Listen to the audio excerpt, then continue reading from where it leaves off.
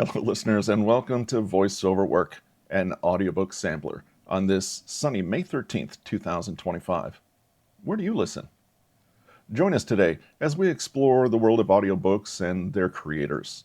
You can find more information on newtonmg.com. Today's featured book is Outsmart Your Brain by Steven Schuster. Outsmart Your Brain delves into why we do what we do, exploring the irrational side of human behavior. The author's clever mix of experiments and humor will leave you with a new perspective on human behavior. Today's episode specifically is Chapter 2, Unraveling Irrationality. It's a dive into behavioral economics. We're diving deep into the power of dopamine and how it influences our daily lives.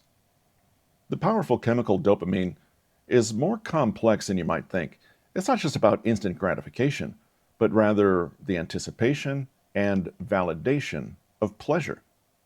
In simple terms, think of your brain as a master negotiator, constantly evaluating pleasure and pain to make decisions.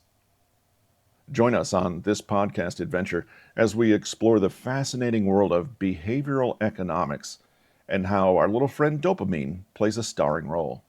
It'll be an insightful ride.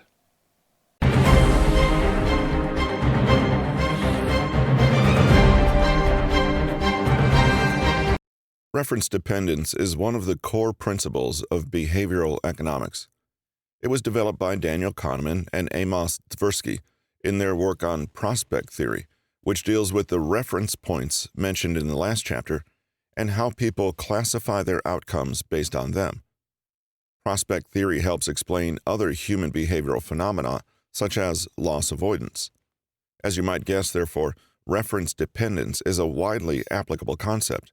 It can apply to anything related to risk evaluation in decision-making. People tend to make choices about what to do based on what they already know, and their decisions can vary even if the circumstances are exactly the same.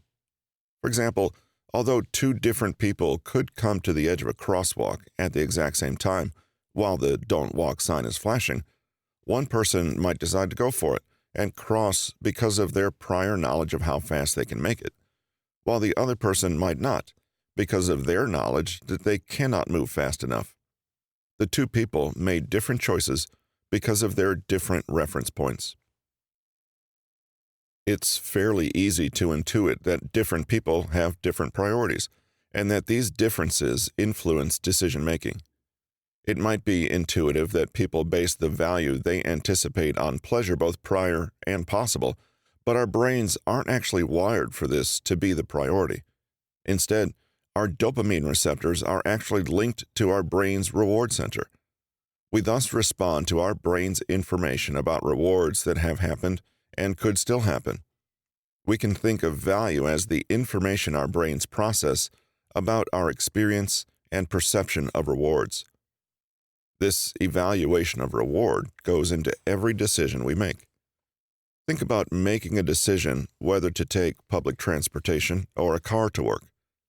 This will depend on which option you usually choose, what you know about traffic that morning, how comfortable and convenient you find each option, and possibly even the image you want to project as a commuter.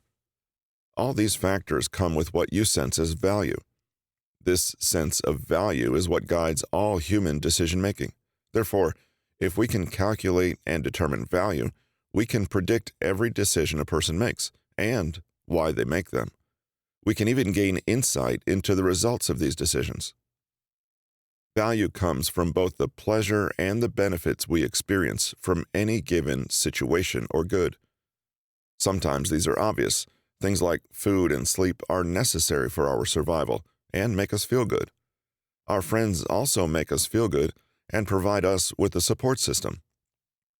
Scientists have even extrapolated this principle to evolution in a theory called adaptive fitness, wherein value corresponds to the degree to which a choice will help someone pass on their genes and continue the species.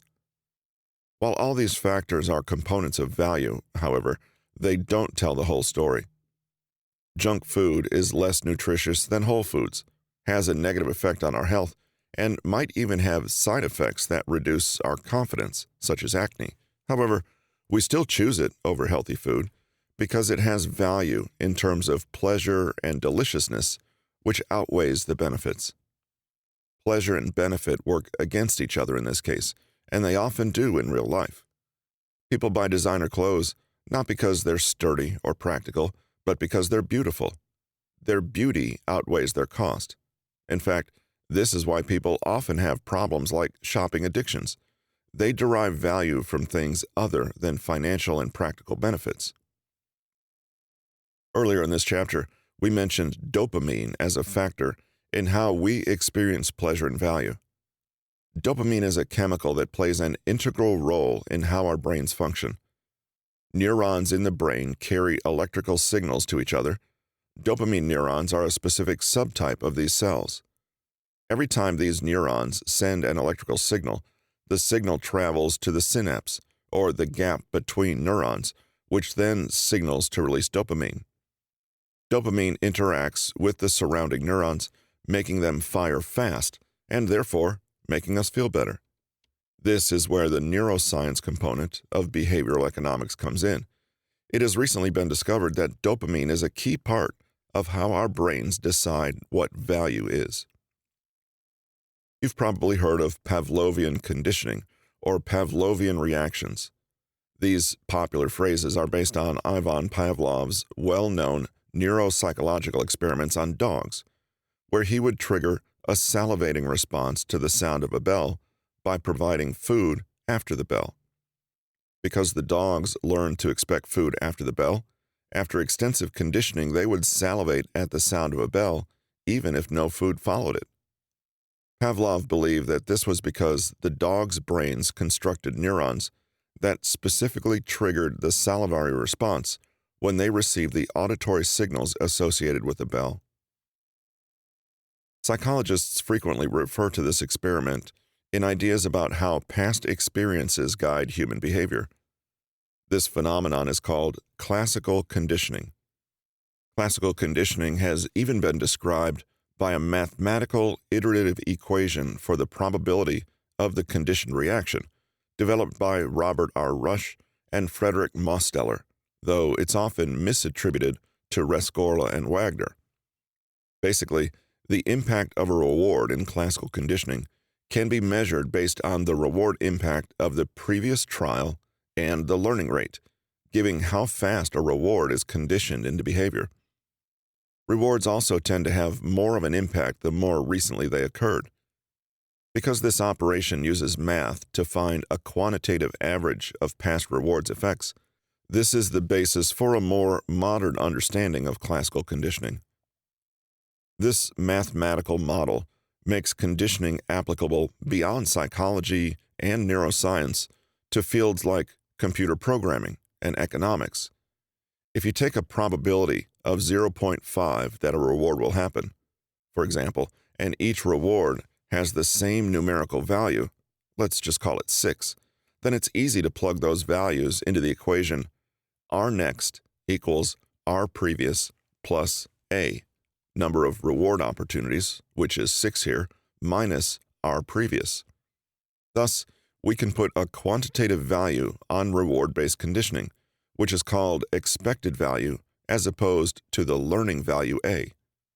This number can fit into larger equations to predict behavior, which helps with data processing and behavioral prediction. The neuroscientist Wolfram Schulz also expanded on Pavlov's work in the early 1990s in monkey experiments designed to test VTA, short for ventral tegmental area, which is a specific neuron group in the brain, dopamine neurons. He found that while the monkeys' dopamine neurons increased their signals when the monkeys were either given juice or given the trigger signal for juice, they actually decreased their signals when the monkeys didn't get the expected juice after the trigger signal.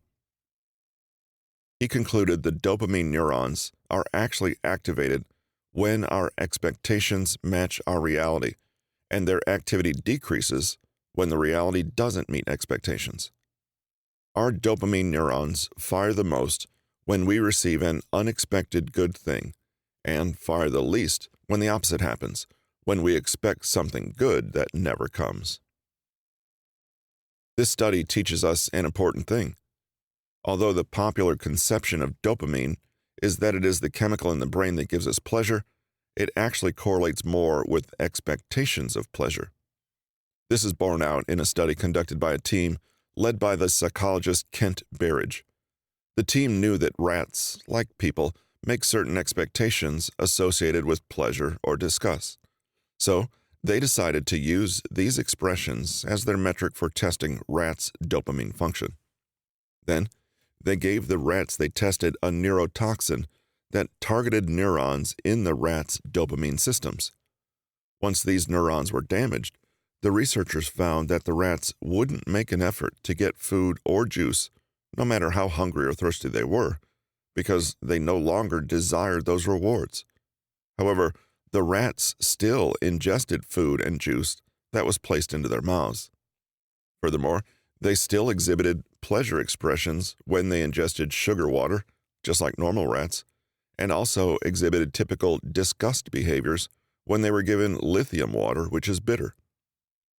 Therefore, the systems affected by the disabling of the rats' dopamine systems seem to be connected to motivation for getting a reward instead of pleasure and displeasure themselves. In other words, the rats no longer wanted things.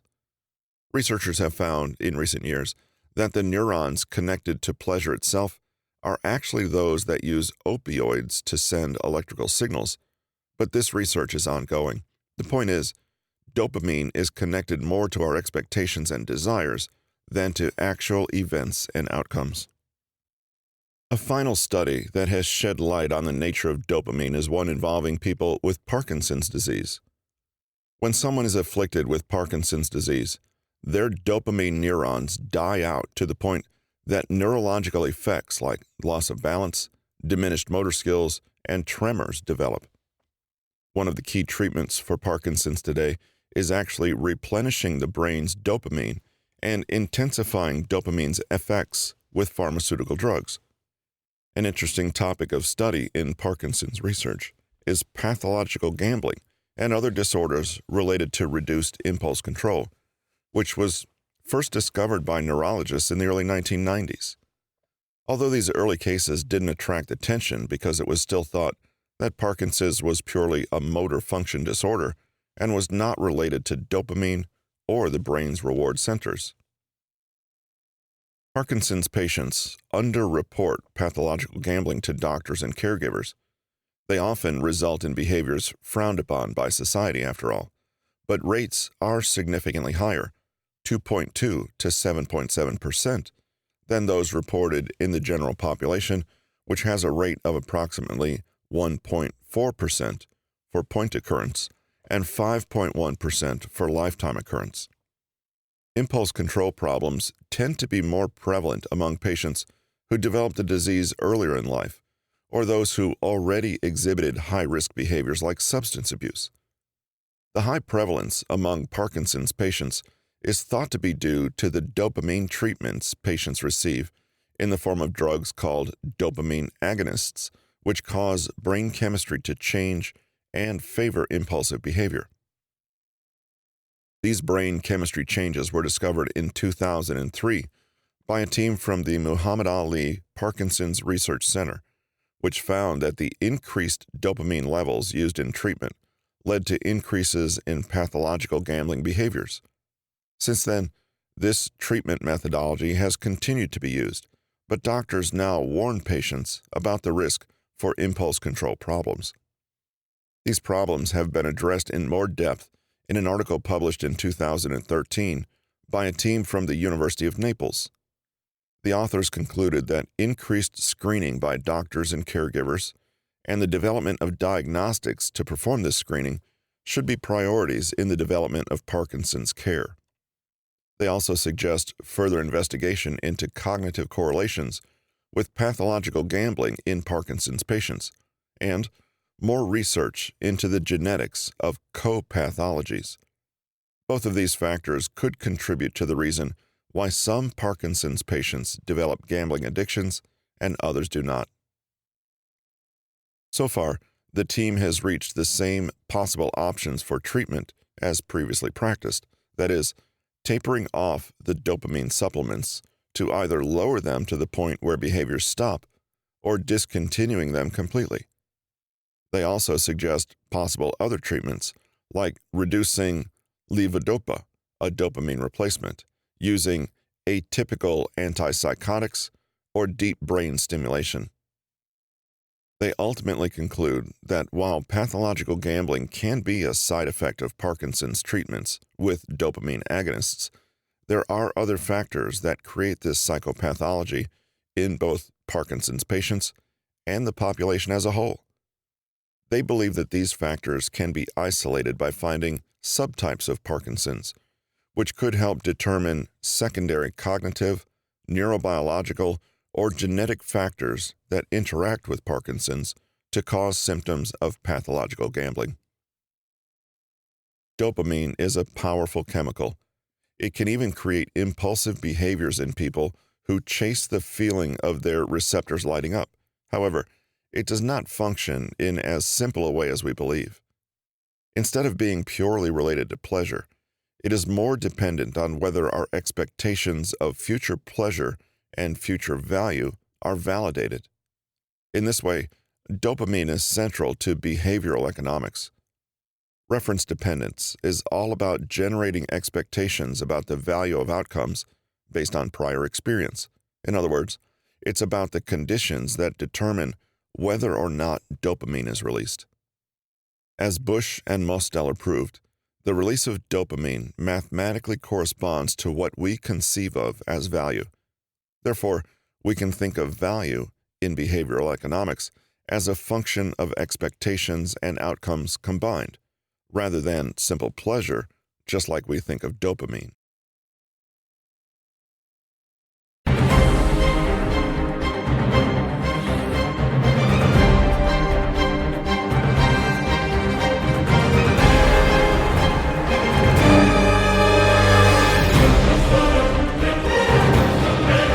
Hey there, listeners. We've been looking into some fascinating insights from Steven Schuster's book, Outsmart Your Brain. Did you know that the powerful chemical dopamine is not all about instant pleasure? It's a bit more complex than that. Dopamine plays a crucial role in our expectations and how we perceive future rewards. So it's essentially like a behavioral economist's dream come true. The concept of reference dependence helps us understand why some experiences give us that amazing dopamine rush while others fall flat. And we covered this. The release of dopamine is actually mathematically linked to values. That means we can view value in terms of both our expectations and actual outcomes rather than just one or the other. So it's time to start thinking about those neurotransmitters in a whole new light. And remember, knowledge is power, and understanding how our brains work can help us make better decisions and live more fulfilling lives. Keep learning, stay curious, and never stop chasing those valuable experiences.